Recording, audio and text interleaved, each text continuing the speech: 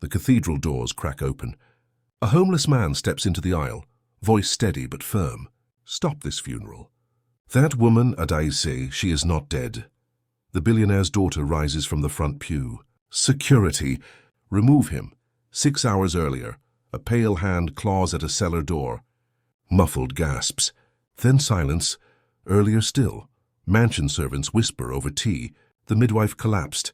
Chief said, "Handle it quietly." "Have you ever been erased by someone powerful, declared gone while still breathing?" These African stories, the kind woven into African folklore and life stories across generations, are more than touching stories. They are real-life stories that refuse to stay buried. What this man reveals in 60 seconds will crack open a billionaire's perfect lie, and what rises from that grave will demand a reckoning no money can silence. 3 weeks earlier, Adiz locked the clinic door at midnight.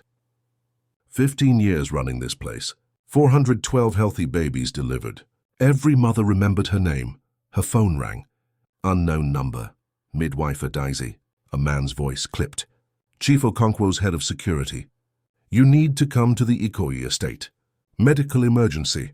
What hospital should I meet you at?" "No hospital."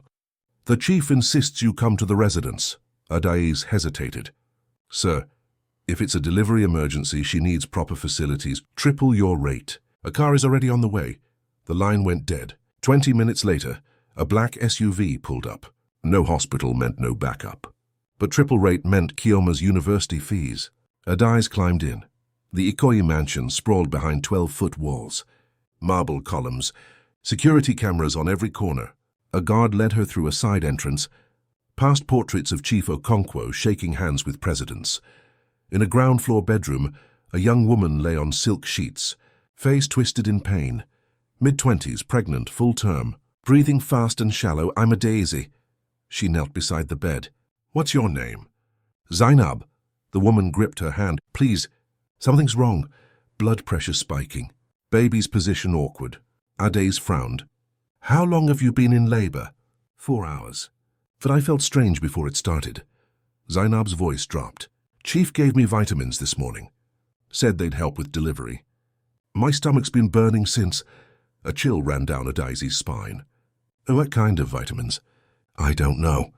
He said his doctor recommended them. The bedroom door slammed open. Chief Okonkwo entered, flanked by 2 men. Late 50s, expensive Agbada. Platinum cufflinks caught the light. Engraved power protects, "You're the midwife." He didn't wait for an answer. "Fix this quietly." Adaise stood. "Sir, she needs a hospital." Bridge presentation, possible complications, no hospitals, no questions, no records. "Sir, I'm a midwife, not a surgical team." "Then make sure nothing goes wrong." He scrawled on a sheet of paper, shoved it toward her. "Liability waiver. I'm refusing hospital transfer." "You're covered." Adaise stared at the paper.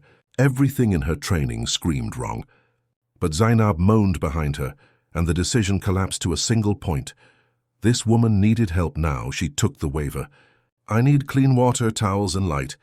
If her condition deteriorates, I'm calling an ambulance." "No negotiation." Chief's jaw tightened. He nodded. 2 hours later, the baby was born. A boy underweight but breathing. Adaises wrapped him in a clean towel, relief flooding through her. Then Zainab gasped. Blood pooled beneath her, too fast. Adais pressed on her abdomen, trying to slow the hemorrhage. "Call an ambulance, now!" Chief didn't move. He stood in the doorway, phone in hand. "Not dialing, watching, sir. She's bleeding out." "Do your job, midwife." Adaise's hands moved on instinct, pressure, elevation, checking for tears. But the blood kept coming. Zainab's pulse weakened under her fingers. Across the room, Chief's guard held up his phone. "Recording. What are you doing?" Adais shouted. "Documentation," the guard said flatly. Zainab's eyes fluttered. Her lips moved, barely a whisper. "If I die, not your fault. He gave me something wrong." Her hand went limp. Adaise pumped her chest, breathed air into her lungs, counted compressions. 15 minutes, 20. The baby cried in the corner, alive and helpless. Zainab was gone. Chief Okonkwo stepped forward, stone-faced. "You killed her." "What?" Adais staggered back, blood on her hands. "I tried everything." "You refused the hospital." "I have a signed waiver." "You took responsibility." He turned to the guard. You recorded her negligence? The guard nodded. Yes, sir. Clear footage? No. Adaizi's voice cracked. You recorded me trying to save her while you did nothing. Chief adjusted his cufflinks. Platinum flashed. Who will they believe? A struggling midwife from Surulere? Or Nigeria's 12th richest man? He dialed. Yes, Chief Okonkwo here. I need to report a medical emergency. A midwife? Tragic accident. Adaiz lunged for her bag, her records. The second guard blocked her. Chief's voice stayed smooth. Yes, terrible. She insisted on a home birth against my advice. I have witnesses. That's a lie, Adaiz screamed. Chief covered the phone, smiled. Prove it. 48 hours later. The machine crushed her. Chief's media team released a statement. Socialite dies in botched home delivery. Rogue midwife under investigation. Photos of Zainab, young and smiling, flooded the news. Photos of Adaiz, pulled from her clinic website, captioned negligent provider. The Medical and Dental Council of Nigeria suspended her license. Under Section 16 of the Medical Rehabilitation Act, any provider involved in a fatality with pending litigation faced automatic 18-month suspension. No hearing required. Her landlord handed her an eviction notice. Sorry, Adaizi. Chief's lawyer called. Says you're a liability. Her bank froze her accounts. A lien for wrongful death, 50 million naira. At the market, mothers turned away. One spat at her feet. Chioma came home from university, eyes red. Mama, they're saying terrible things online. Adaiz held her daughter, tried not to shake. It's not true. None of it. But truth was a currency she could no longer afford. Her clinic keys sat on the kitchen table, useless metal. Her life's work. 412 babies, 15 years, erased in 2 days. She touched the silver bracelet on her wrist. A gift from her late husband, engraved "Truth Prevails." The words felt like a mockery now. 2 weeks after the suspension, Adaizi's belongings sat in garbage bags on the sidewalk. The landlord had changed the locks while she was at the medical council office. No hearing. Policy was policy. She dragged the bags to her late mentor's old clinic in Surulere. Broken windows, rust on the gate, orange and flaking, cobwebs thick in every corner, but the back room still had a cot. The roof kept out most of the rain. Home Chioma arrived the next day, textbooks in a box. Her face was carefully blank. The university fees are due in 2 weeks. I can work at Mrs. Oho's shop. Chioma, Mama, it's fine. Her daughter's voice cracked just once. You didn't do anything wrong. Everyone will see eventually. Adaizi wanted to believe her, but the stack of rejection letters said otherwise. Position filled. Budget cuts. Not hiring. Nobody wrote the real reason. They didn't have to. She survived on 300 naira a day washing clothes for a woman in Yaba. Her hands cracked, knuckles bleeding through the soap. Her back ached from scrubbing. But it was work. Work meant Chioma could eat. At night she used the clinic's old desktop, cord snaking out to the neighbor's outdoor socket. She'd kept copies of everything. Time-stamped delivery notes, the 5 transfer requests, photos of Chief's signed refusal waiver. She backed them up on a flash drive, wore it on a string around her neck. Evidence. The truth preserved in pixels. But truth needed a platform. And she had none. 3 weeks into homelessness, Adaiz collapsed at Oshodi market. She'd been carrying wet laundry, the sun a hammer on her skull. One moment walking. The next, pavement slamming into her shoulder. Copper taste in her mouth. Voices swirled overhead. Is that the midwife from the news? Something wet hit her cheek. Spit, a phone camera clicked. This is going on my story. Hands grabbed her bag.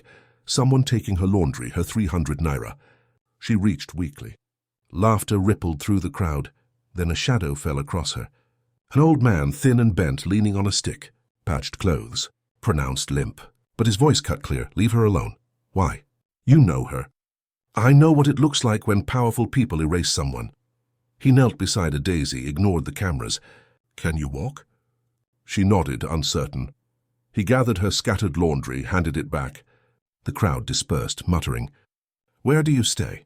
Surulere. The old clinic, I know it, not far from where I sleep. A gap-toothed smile. Come, you need water. His name was Baba Tunde. He collected scrap metal, lived under a zinc roof propped between buildings. He shared his akara and sachet water without questions. You're the midwife, not accusing. Just fact. Days nodded. Did you do it? No, I tried to save her. He wouldn't let me call for help. Babatunde chewed slowly. I believe you. Why? I was a bank manager. 23 years. One powerful man, one lie. I became invisible. He gestured at the zinc roof. Nobody hires a thief, even when you're not one. So I stopped convincing. I just survived. You never fought back? I fought. Lawyers, tribunals, appeals. Spent every naira. A shrug. The system protects power. It doesn't care about truth unless truth has money. Then why help me? His eyes were clear, unbroken. Because we're still here. They can erase our names, not our souls. And sometimes, surviving is the only revenge that matters. So over the next week, Babatunde showed her which markets discarded edible food at closing, which taps ran cleanest, which streets to avoid after dark. He never pitied her, never pried. Just sat with her in the evening, sharing silence and stale bread. One night she showed him the flash drive. I have proof, everything, but nobody will publish it. Chief owns half the papers. The rest are too afraid. Baba turned the drive over in his palm. My nephew works at The Guardian. Junior reporter Emeka Young still believes in the job. He handed it back. I can't promise, but I can ask. Why would he risk it? Because some people still care what's true. Emeka arrived 3 days later. Mid-20s, sharp eyes, cheap suit. He sat across from Adai's in the clinic, laptop open. Uncle Tunde says you were framed. Skeptical tone. Everyone says that. I have documentation. She handed him the flash drive. He scrolled through the files. His expression shifted. Surprise, then focus. He zoomed in on the refusal waiver. Chief's signature, bold and clear. This is real? I scanned it the night she died. Before they took my bag, Emeka leaned back, exhaled slowly. This is explosive, but dangerous. Chief has lawyers, money, connections. I know. If I publish, he'll come after me. The paper. You again, I know, Adazi held his gaze. But if nobody speaks, he wins. The next woman he erases won't get a chance to fight. Long silence. Then Emeka copied the files. I'll need to verify. Cross-check dates. Get corroboration. It'll take time. I have nothing but time. A week later, Chief's lawyer called. Borrowed phone, unknown number. His voice was oiled. Miss Adazi, the chief wishes to resolve this quietly. 2 million naira. You sign a non-disclosure. Relocate abroad, start fresh. Everyone moves on. 2 million. Shioma's education, safety, a new life.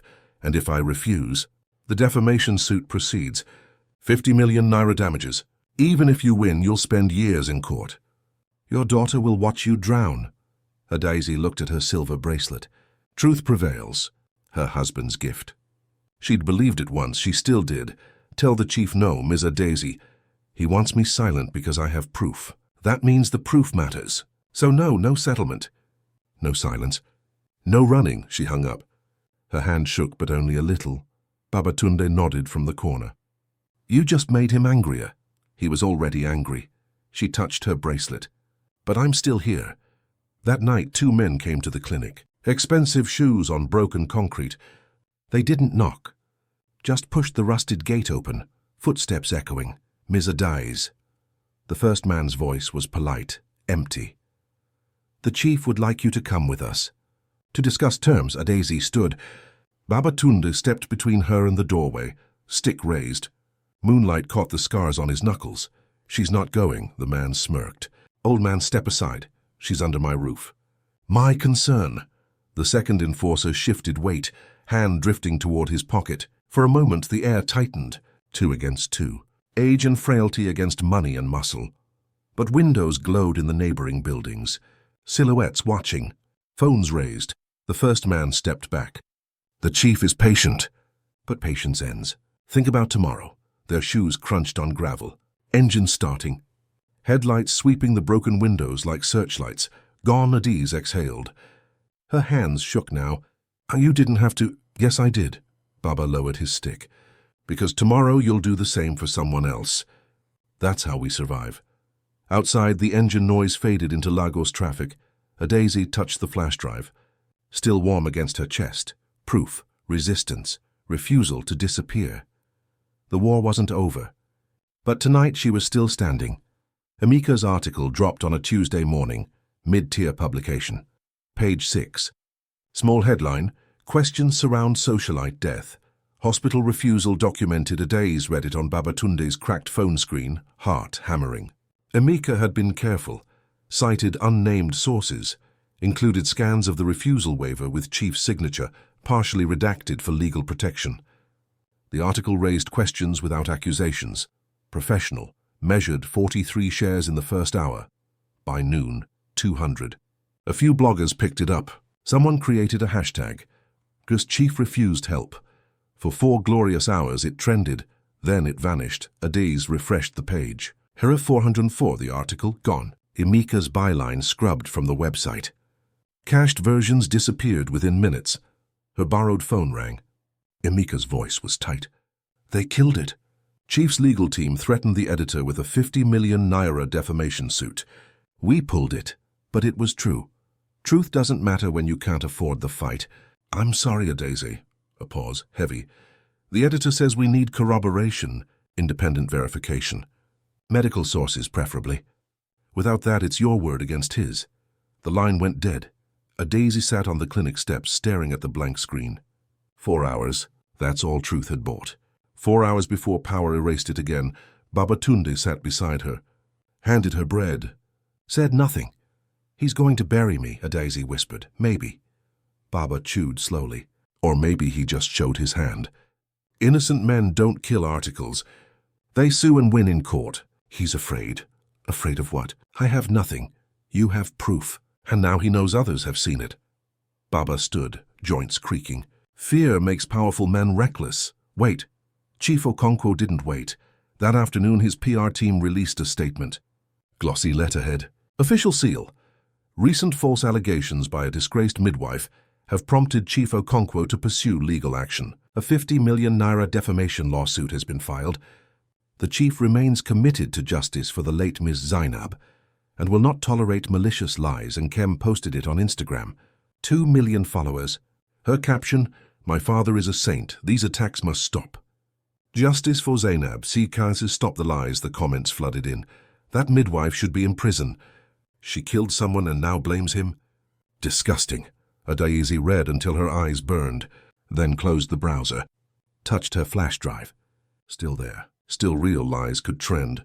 But so could truth, if she could find the crack. The crack arrived 3 days later. A woman knocked on the clinic gate at dusk. Mid-40s, medical coat under a worn jacket, eyes shadowed. She looked over her shoulder twice before speaking. Are you Adaeze? Who's asking? Dr. Folake Adeyemi, coroner with the Lagos State Pathology Department. She pulled out an ID badge, hands trembling slightly. I need to talk about Zainab's autopsy. Adaeze's breath caught. She opened the gate. Inside, Dr. Folake sat on a plastic chair, clutching a small insulated bag. Babatunde stood near the door, silent witness. I examined Zainab's body the night she died. Dr. Folake's voice was low, controlled. Chief Okonkwo's legal team was there. They wanted the autopsy completed immediately. No delays. What did you find? Dr. Folake's jaw tightened. Hemorrhaging consistent with postpartum complications. Breech trauma. Everything pointed to difficult labor. A pause.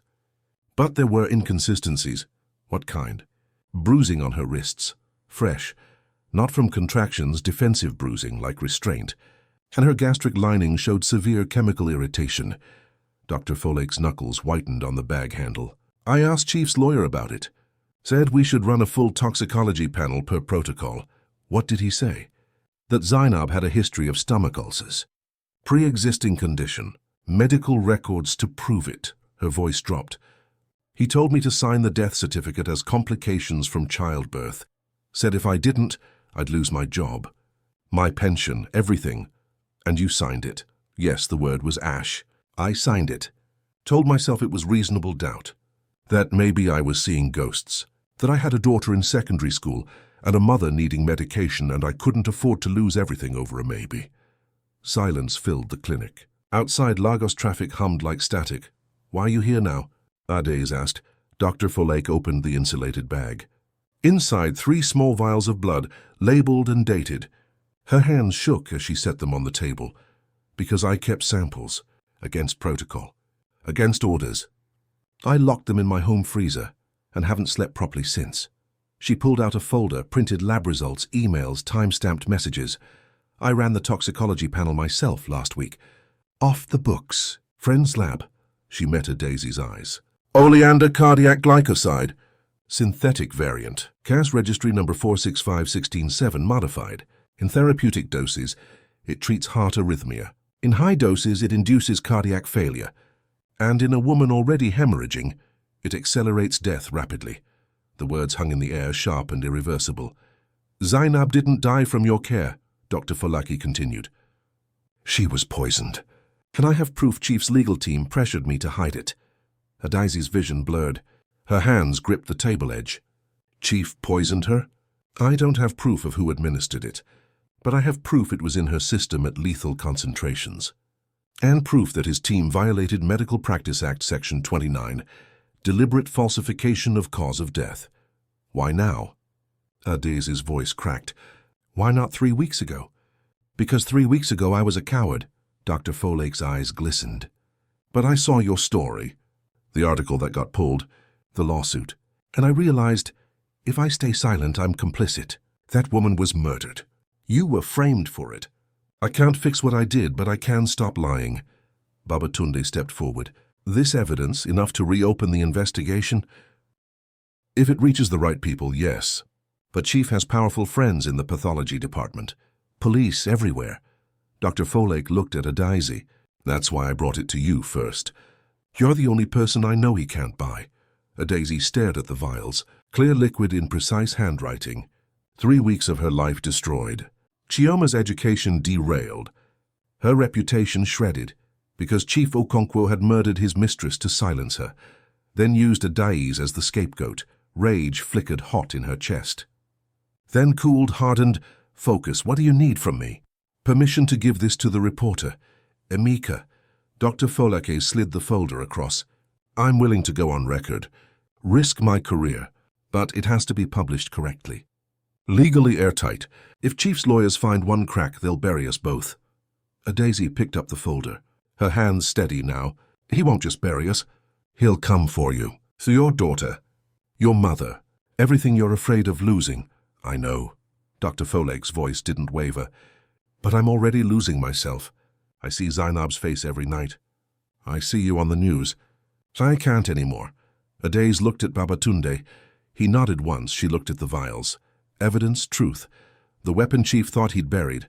Call Emeka. Emeka arrived within the hour. He listened to Dr. Folake's story, examined the lab results, cross-referenced emails. His laptop glowed in the dim clinic, screen reflecting in his glasses. This is explosive, he said finally, but incomplete. We have proof of poisoning, proof of cover-up, but not proof Chief ordered it. Zainab told me something before she died. Daisy's memory surfaced sharp. She said Chief gave her vitamins that morning. Said they'd help with delivery, but her stomach burned afterward. Emeka typed rapidly. That's hearsay. Inadmissible in court. We need more. What about the enforcer who filmed? Babatunde asked. Chief's security guard. He was in the room. He'd know if Chief gave her something. Getting him to talk is impossible. Chief owns him. Dr. Folake leaned forward. Financial records? If Chief purchased the toxin, there'd be a trail. Offshore accounts, shell companies. That requires forensic accounting, warrants, resources we don't have. Emeka rubbed his temples. Look, I can publish this. The toxicology alone demands reinvestigation, but Chief will fight hard. Without a smoking gun linking him directly, it's a war of attrition. Then we make it public, Daisy said. Not just one article, everywhere, social media, bloggers, international press. We flood every channel until someone with power is forced to act. Risky, Emeka warned. If we go public before building an airtight case, Chief's lawyers claim contaminated evidence. Biased sources. They'll discredit Dr. Folake, me, you, all over again. And if we wait, Daisy countered, he buries this like your first article. We have one chance now before he knows what we have. Silence stretched. Dr. Folake spoke quiet and firm. Publish it. I'll go on record. Full name, credentials, everything. Let him come. I'd rather lose my job standing for truth than keep it drowning in lies. Emeka looked at Daisy. You understand what this means? Once this goes live, there's no taking it back. Chief will escalate. Everything gets worse before it gets better. If it gets better. A daisy touched her silver bracelet. Truth prevails. She'd chosen this path when she refused the settlement, when she kept the flash drive. When she survived spitting crowds and midnight enforcers, she chose it again now. Publish it. Amika worked through the night, crafting the article, embedding lab results, quoting Dr. Folaki's statement. He sent drafts to 3 independent news sites simultaneously, insurance against takedowns. At dawn, it went live. Breaking coroner alleges cover-up in socialite death. Toxicology shows poisoning. 5,000 shares in the first hour, 20,000 by noon. International outlets picked it up. Al Jazeera, BBC Africa, Reuters, CNN International Justice for Zainab transformed overnight. What had been a weapon against Adai's became a rallying cry for investigation. The Lagos State Police issued a statement by 3 p.m. We are aware of new allegations and are reviewing the case with appropriate urgency. The Medical Council quietly suspended Adai's suspension, pending reinvestigation, and Chief Okonkwo's lawyers went to war, but this time, the whole world was watching. Chief Okonkwo staged Zainab's funeral 4 weeks after her death. By then, the toxicology story had been online for 72 hours. Police had issued their review statement, but no arrests, no charges, just bureaucratic language. Chief's response was theatre. A state funeral, Lagos Cathedral. 1,000 guests, 3 television networks, live stream with 40,000 viewers. White lilies from Amsterdam, 12 million naira worth, filling every corner. Their scent thick, almost suffocating. The guest list read like a directory of power. Senators in front rows. 2 governors. The Minister of Health. Nollywood actors in designer black. Pastors and imams in symbolic unity. Nkem, Chief's daughter, sat in custom mourning couture, face composed for cameras. Her Instagram stories cued. Remembering Zainab, a father's mourning. The casket sat at the altar, draped in white silk, closed. Chief had insisted. Adai's watched from a parked car 2 blocks away, streaming the funeral on Babatunde's phone. He's using her death as proof of innocence, she said, voice hollow. Look, they believe him. Babatunde sat beside her, dressed in his cleanest shirt. Not for long. The police aren't moving. Chief's lawyers are blocking everything. Adai's hands trembled. He's going to walk free. Maybe. Baba checked his watch. Or maybe not. Amika made some calls. So did Dr. Folake. People are listening now. On screen, the bishop approached the altar. Organ music swelled. Baba opened the car door. Time. They entered through the side vestry. Baba first, then Amika with a handheld camera, then Dr. Folake with a document folder and USB drive. The door was unlocked. The junior priest who'd opened it for them, a man whose sister had been one of Adai's patients, stepped aside without a word. Adai stayed outside, leaning against cold stone. 3 weeks of homelessness had hollowed her. And this morning, 6 hours ago, Baba had found her in Chief's mansion basement. Drugged, abandoned, left to die from forced sedatives staged as suicide. But Baba had connections. A kitchen worker who'd seen them drag her inside. He'd called police, who moved slowly. So Baba broke in himself, with Emeka and 2 neighbors as witnesses.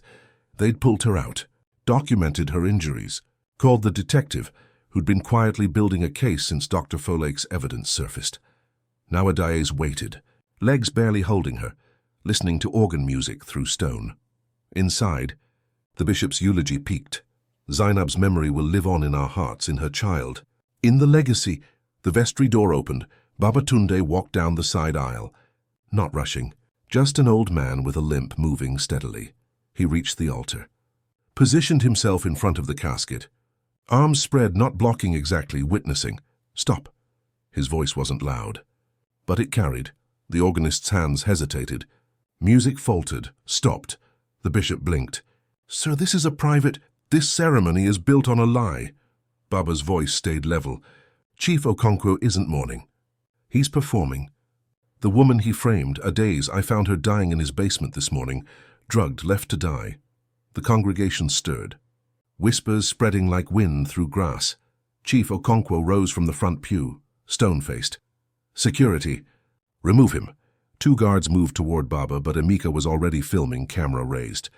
And Dr. Folake stepped forward, folder in hand, Chief Okonkwo, she said clearly. I'm Dr. Folake Adiemi, the coroner who examined Zainab's body.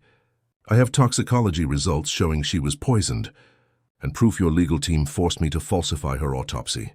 The guard stopped, looked at Chief, looked at the cameras, not just Emeka's but 50 phones now raised in the congregation.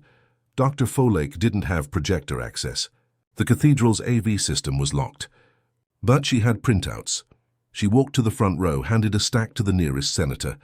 Toxicology report. Oleander cardiac glycoside synthetic variant. Lethal concentration. The senator stared at the document. Passed it to the person beside him. Dr. Folake handed another stack to the Minister of Health. Timeline of Chief's legal team pressuring me to hide evidence. Emails, recorded calls. She moved through the front rows, distributing evidence like communion. Bank transfer records, witness statements from Chief's household staff. Photos of bruising on Zainab's wrists. Murmurs grew louder. Senators reading. Faces shifting from confusion to shock. Chief's voice cracked through the noise. This is slander. A coordinated attack by desperate... Then explain the toxicology, Dr. Folake said quietly. Explain the 15 million naira transfer one day before Zainab's death. Explain why you had Adai's kidnapped this morning. I did no such thing. The side door opened. Adai's walked in, thin, pale, moving carefully, but alive. The congregation went silent. She held up her wrist, silver bracelet catching cathedral light. Her other hand raised the hospital refusal waiver. I'm still here, Chief, and so is the truth. Her voice was quiet, steady.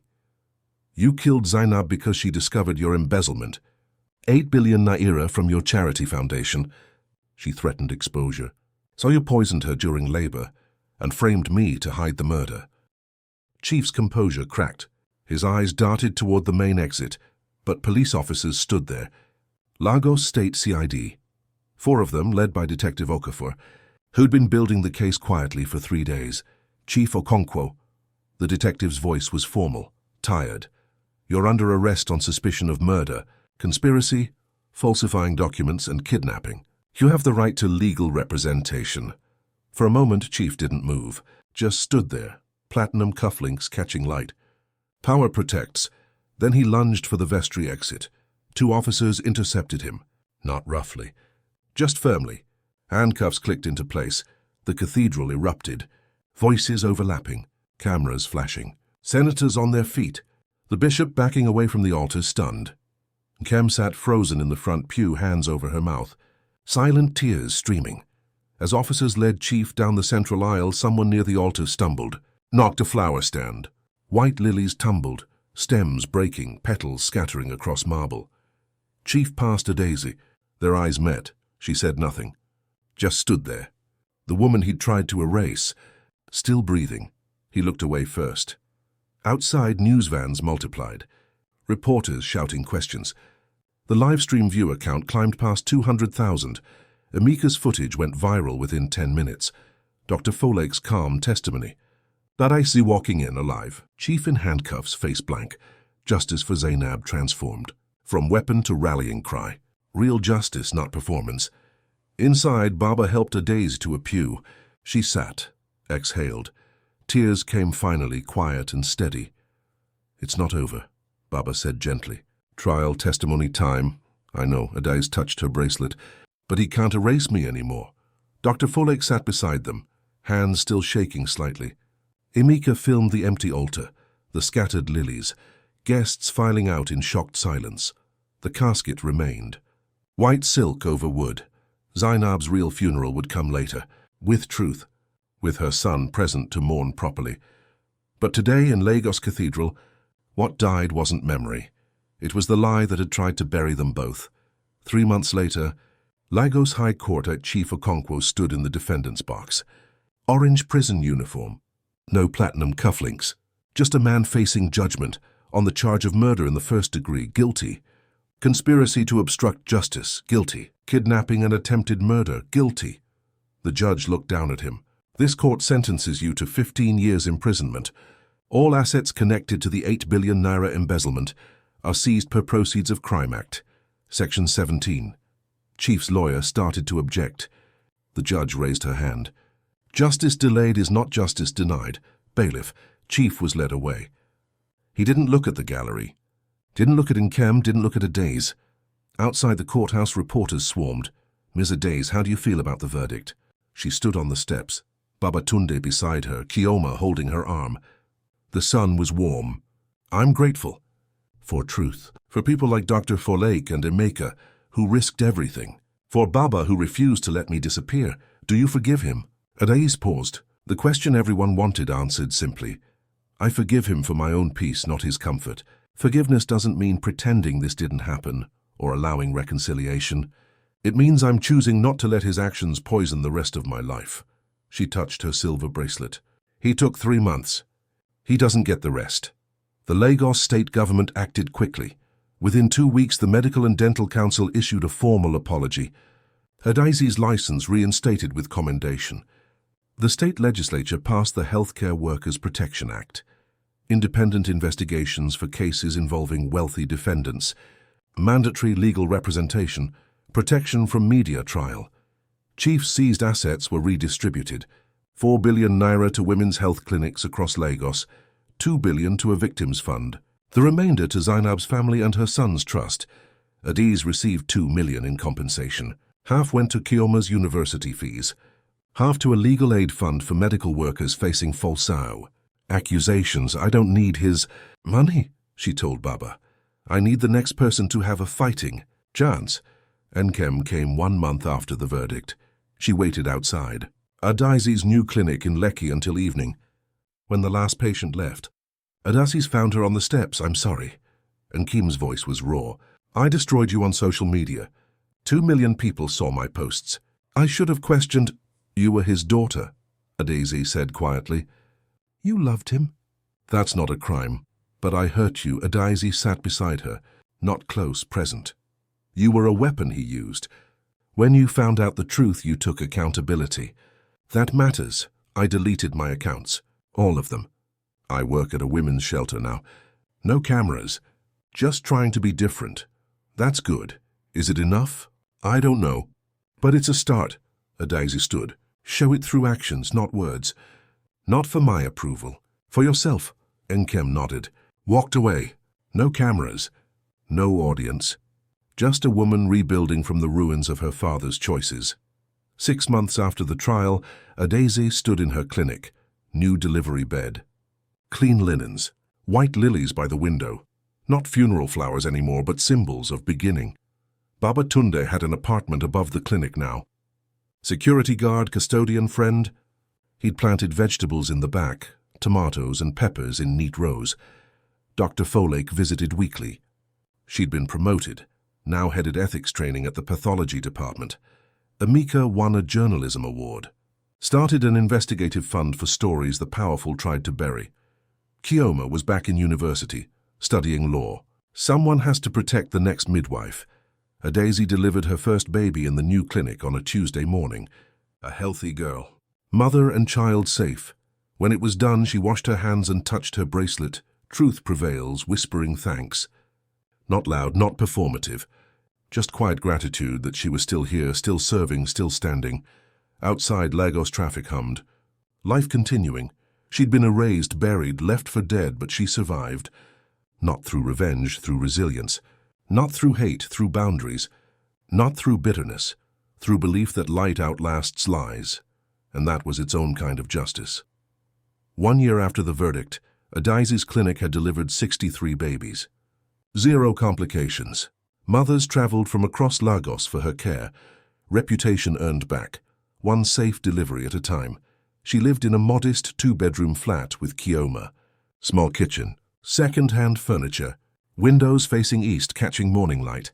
Abundance. Babatunde still worked security, tended his garden. He'd reconciled with his estranged son over shared meals and unspoken forgiveness. Last month, he framed his first paycheck. Hung it beside his bed. Dr. Folake's ethics program trained 200 coroners. 3 attempted cover-ups reported and stopped. Emeka's investigative fund published 12 stories. 2 led to arrests. 5 to policy changes. Nkem ran a support group for families of incarcerated loved ones. She sent Adaze a card once, "Thank you. Still trying." Adaze kept it. Chief Okonkwo remained in Kirikiri maximum security. Appeals failed. Empire dismantled. His platinum cufflinks auctioned for Zainab's son, now raised quietly by her sister. Justice wasn't perfect, but it was present. On a Tuesday evening, Adaeze stood at her clinic door watching mothers arrive. The sun hung low over Lagos, painting the sky gold. She thought about Zainab sometimes, the woman she couldn't save but refused to let be forgotten. She thought about the 3 weeks of homelessness, the cellar where she'd almost died, but mostly she thought about what came after. The people who stood, who risked, who refused to let lies win. She touched her silver bracelet. Truth prevails, not always quickly, not always completely, but persistently, if enough people refuse to look away. White lilies bloomed in the window box, life insisting on itself. These African stories, the ones woven into African folklore and passed through generations as life stories, aren't just touching stories. They're real-life stories about what happens when ordinary people face impossible odds and refuse to disappear. Adaeze wasn't a hero. She was a midwife who kept receipts and faith in equal measure, who survived through community, evidence and stubborn refusal to let lies become her legacy. Your turn. What would you do if someone with power tried to erase your truth?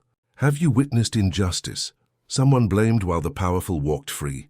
Drop your story in the comments. Share this video. Someone watching needs to know they're not invisible. That survival is resistance.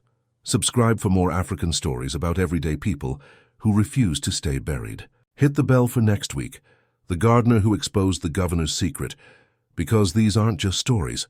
They're mirrors, reminders, proof that light outlasts lies every single time.